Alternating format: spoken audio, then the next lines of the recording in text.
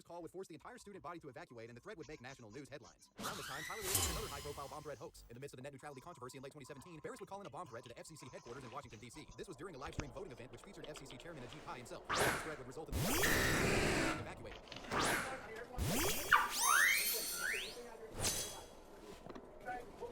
This live-streamed incident was viewed by tens of thousands around the world. Clearly, jail time did nothing to curb Tyler's tendencies. In all honesty, he was worse after than he was before. Around this time, the Swatistic Twitter account would become flush with braggadocious banter from Tyler, from gloating about successful swats to shit-talking enemies and individuals an online spectacle. With thousands of people well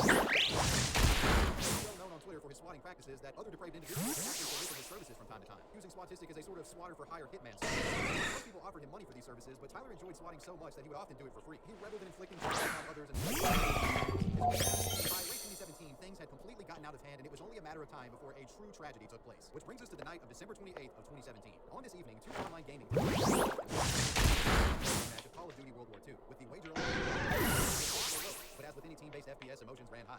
The match would conclude LOL were left pointing fingers at each other, blaming one another for the loss. Two LOL team members in particular had a serious falling out over the loss. Those two individuals being Cincinnati teenager Casey Viner, who went by the alias Vaporizer, and Wichita, Kansas. The two would take to Twitter with their squabbling, lobbing insults back and forth and saying stuff along the lines of, hey, if we met in real life, I would kick your ass, you know, shit like that. And this heated gamer talk really boils over and starts to get extremely personal. Eventually, Casey Viner, I guess really wanting to prove a point, Swatistic anything he could do about this Shane guy for him. The Swatistic account would then follow Shane Gaskell's Twitter profile. Seeing this followed by a known swatter as a threat, he shares his address with a known swatter, daring him to do something. And well, let's just say Swatistic was happy to offer his services. Tyler gets to work swatting the address he was given by Shane. One call to Wichita, Kansas police. I recently got disconnected. I had told you guys everything that happened, but argued with my mom and dad. It's 1033 West McCormick Street. Do you have any weapons on you? Yeah, I do. What kind of weapons do you have? A handgun, pointing the gun at them, making sure they stay in the closet. My mom and my little brother. Okay, is there any way you can put the gun up? No, are you guys sending him over here? Because I'm definitely not going to throw it away. I'm just gonna go ahead. Yeah, I'm thinking about, because I already poured gasoline all over the house, I might just set it on fire. Okay. After receiving the distressing 911 call, police would make their way to the address with a SWAT. Police, Tyler Barris, and Casey Viner didn't realize at the time was that Shane Gaskill had lied about his address. He was actually an tenant living at this old address. The current tenant at 1033 West McCormick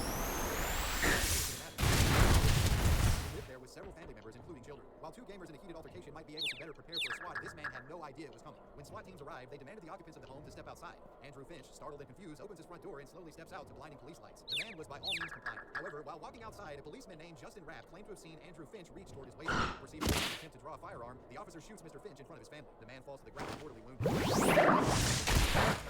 described in the 911 call, and it's at this moment they realize Andrew Finch would be rushed to the hospital, but unfortunately he passed away from treachery of swatting crimes that inadvertently led to the death of a completely innocent man. This was the first reported fatality related to swatting in the history of the United States, and the event would make world news headlines. Report of a man being shot in the head and two people being held hostage. When officers arrived, Andrew Finch answered the door, they say, and they also say they gave him commands to put his hands up. Moments later, they say he reached down and put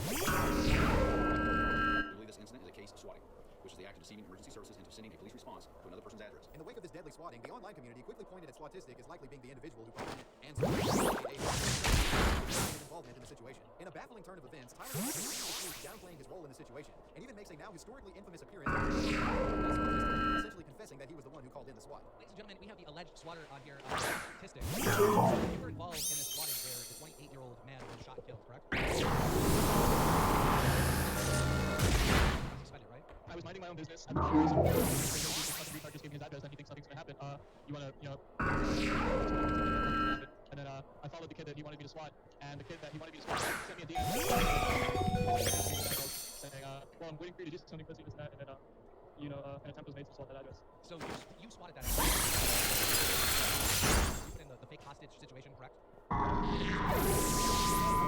And you said this on Twitter. You said I didn't get anyone and being on a SWAT member isn't my profession. So do you take any responsibility for what happened? You can point the finger at the cop who killed someone. You can point the finger at the guy who made the call. You can point the finger at the person who provided the address saying, oh look, this is where I live. Go ahead and SWAT me. Do you feel sad about it? Like if I caused somebody to die like that, I wouldn't be able to sleep. Is there any